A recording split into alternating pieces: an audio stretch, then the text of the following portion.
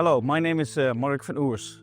This morning we are at the company Velosa. Velosa is growing kalanchoe on 1.6 hectares. They are growing very special sorts. Here on this greenhouse we will tell you a little bit on how to fill the A and the B tank in order to get a clean tank all over the year without any sedimentation.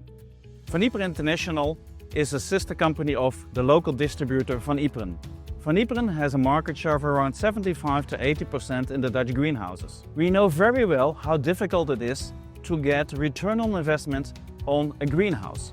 So in the Netherlands we are able to produce 400 times more in comparison to open field. In the Asian market we are often struggling. One of the essential parts is the recipes of the fertilizers and how we prepare those fertilizers in order to get all the nutrients at the plant when you want them to have them. In the Dutch market, all the growers work with an A and an B tank. I know that in the Asian market it's rather common to work either with just one tank or with 3 tanks, to have an A, a B and a C tank. The principle of working with 3 tanks is not so common and not done at all in the Dutch market.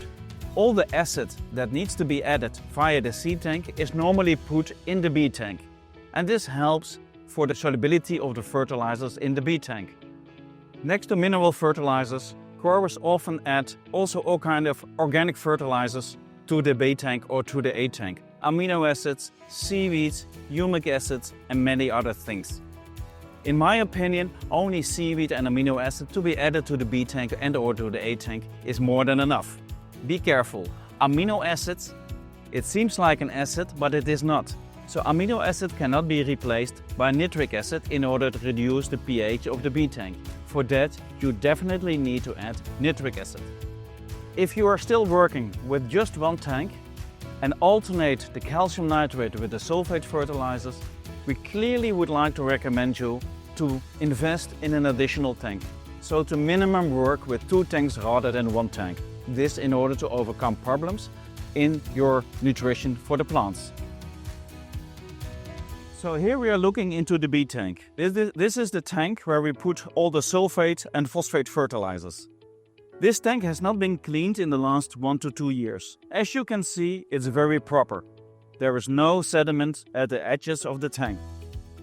The first step that we have done is we added 1000 liters of water to a tank of 2000 liters. And while doing that, we also have the steering equipment inside the tank. This steering equipment is being used throughout the process of the filling of the tank and even 24 hours after. This grower is using rainwater to fill his A and B tank. Even though he's using rainwater, he always adds around 1 to 2 liters of nitric acid, 60%, prior to dissolving his fertilizers. Adding nitric acid, decreasing the pH in the B tank is the first step to do. After adding the nitric acid, we will add the fertilizers, starting with potassium nitrate, followed by monopotassium phosphate and then potassium sulfate. The last fertilizer to be added is the magnesium sulfate. Before doing so, we always measure the pH. The pH should be definitely below 5.2. If it is higher than 5.2, please add a little bit additional nitric acid in order to make sure that you get the right solution in the end, without any sediment.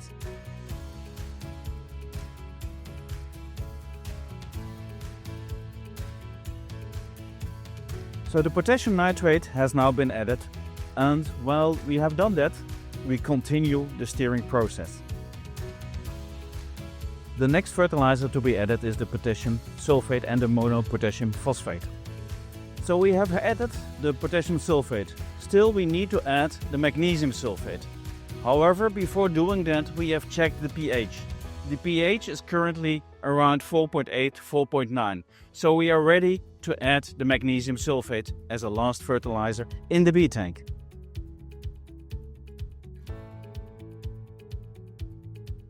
As you can see, we are still steering. We will continue to do so for 24 hours in a total. We have 2 minutes on and 2 minutes off for the steering equipment. So every 2 minutes we run the steering equipment for 2 minutes and then we stop. and we continue this process for 24 hours. After we have added all the fertilizers, we add the rest of the water until we completed our tank, in this case up to 2000 liters.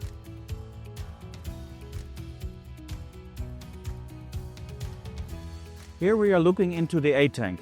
As you can see, similar to the B tank, there is hardly any sediment on the bottom of the tank. Also in this case, we start filling the A tank with 1000 liters of water.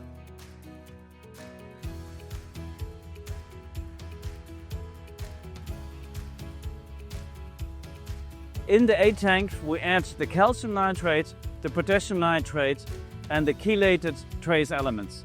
For instance, iron DTPA or manganese copper EDTA. In the B tank, the pH is of importance. Same counts for the A tank.